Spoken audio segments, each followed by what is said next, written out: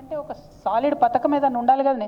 నిన్న మహిళా దినోత్సవం నాడు ముఖ్యమంత్రి గారు మాట్లాడినరు, ఏమన్నారు, స్కూల్ డ్రెస్లు ఇచ్చేటటువంటి పథకం ఇస్తామన్నారు. అది మేము ఇస్తున్నదే, ఇదివరకు ఇచ్చిందే.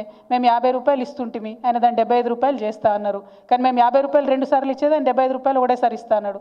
అంటే కోషింది తప్పితే పెంచింది ఏం లేదు. ఏ పథకం తీసుకున్నా కేసీఆర్ గారి పథకంలో కోతలు పెట్టడం తప్పితే ఆయన చేస్తున్నటువంటిది ఏమీ లేదు. కొత్త పథకం లేదు.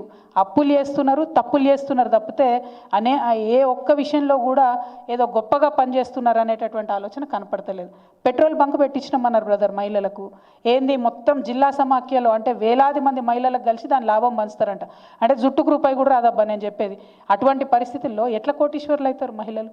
సాలిడ్ స్టెప్స్ ఉండాలి కదా, అవి లేవని అంటున్నాం. మేము కూడా ఏమంటున్నాం, 15 నెలల్లో వచ్చిన ప్రభుత్వం మా మీద అప్పుడే అభాండాలు వేస్తున్నారా అని ముఖ్యమంత్రి గారు బాధపడుతున్నారు. కరెక్టే, 15 నెలలు. కానీ 15 నెలల్లో పునాది తీయడానికి టైం సరిపోదా మీకు? బ్లూ ప్రింట్ రావడానికి టైం సరిపోదా? బిల్డింగ్ అవుతుందని మేము అనుకుంటలేం. అట్లీస్ట్ ఒక ఫౌండేషన్, ఒక కరెక్ట్ తొవ్వలో పోతున్నారు మీరు అనుకుంటే విమర్శ చేయాల్సిన అవసరం మాకేముంది? పునాదాన్ని వేయాలి కదా, ఆ పునాది వేయలేదన్నది మా బాధ.